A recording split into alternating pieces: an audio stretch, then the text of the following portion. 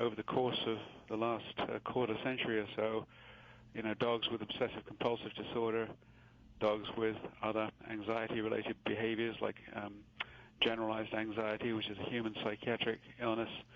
We've recently described dogs that have autism, where you can actually measure things in the blood, so-called biomarkers, that are exactly the same as in autistic children, and they have exactly the same sex predilection, which is mainly affecting males, and they engage in the same behaviors, even have seizures sometimes associated. We've identified PTSD in dogs.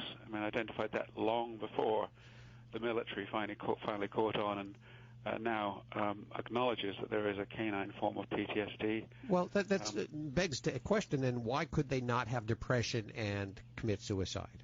Oh, they do have depression. But there's depression and depression. First of all, there's a state of depression which dogs go into, that when they are bereaved of a loved one that could be another very closely bonded dog or a loving owner to whom they're very attached, they can go into an extreme funk with all of the signs appearing very similar to people with depression. Life is gray, they have no interest in it, they don't want to play, they don't want to socialize, they just sit around, or sleep a lot of the time, maybe stop eating.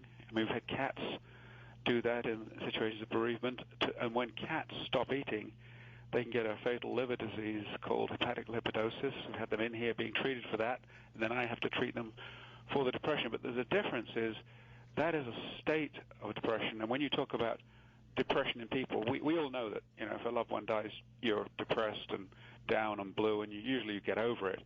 But there are some people who just sort of spontaneously get into depression and then bounce back out, sometimes becoming manic, and then depressed again. So they have a trait which is different from the state.